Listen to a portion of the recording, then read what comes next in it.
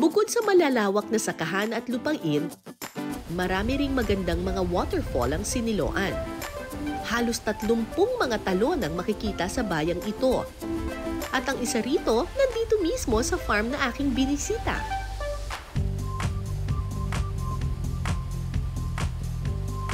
Sa ilog at sapa na karugtong ng mga talon gaya nito, may isang klase raw ng shell na madalas makita. Ang tawag nila rito, bayuko. Yung bayuko, isa itong uri ng parang suso na medyo malaki siya. Tapos kumakain daw yun ng mga tuyong dahon at saka ng mga kahoy. Tapos nandun daw sa mga malalamig na lugar. Masarap daw yun gataan. At maghahanap tayo ngayon. Meron dyan? Ayun! Ayun!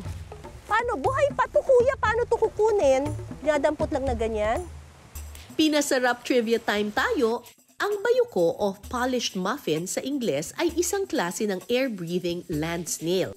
Ang mga giant suso na ito, endemic sa Pilipinas o likas na matatagpuan dito lang sa atin. Sa tabi ng mga halaman? Basta may tuyo. Ito. May nakita ako dito. Yan. Buhay pa to. Si kuya, baka may mahanap si kuya. Medyo mahirap hanapin kasi kakulay niya yung tuyong dahon. Ah, eto oh. Ay, pero maliit lang to eh. Parang baby bayuko to.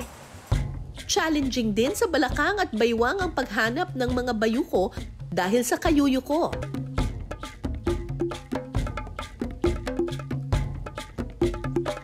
Sa wakas, bayuko hunting done. Dahil dyan, diretso na tayo sa kusina. Bago iluto ang mga bayuko, kailangan muna itong alisin sa kanyang shell para matanggal ang mapait na bahagi nito. Ah! Lahat ito tatanggalin! Opo, kasi yun po yung kinain nila eh. Oh. Ayan. Yan! Okay, so ito na yung nalinis nating mga bayuko. Ano ang pinakamasarap na luto sa bayuko? Ginataan! Tara, gawin na natin.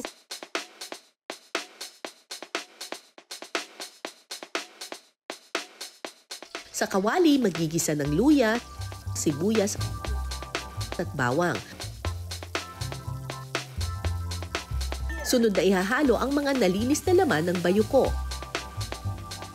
Sunod na ilalagay ang siling haba, paminta, asin, at seasoning.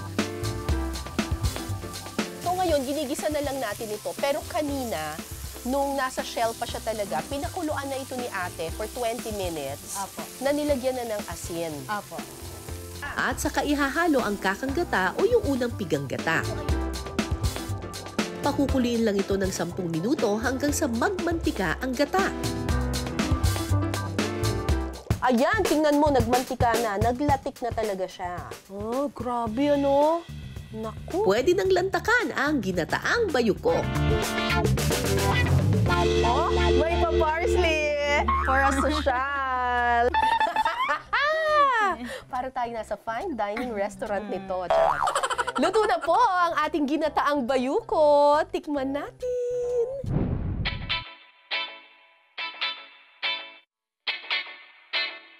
First time ko itong kakain ng bayuko. Diba? Parang lengwa yung peg nito. Lalagyan ko ng gata. At syempre, kapag may gata, kailangan may kanin. Yun ah. Lasang-lasa mo talaga yung gata.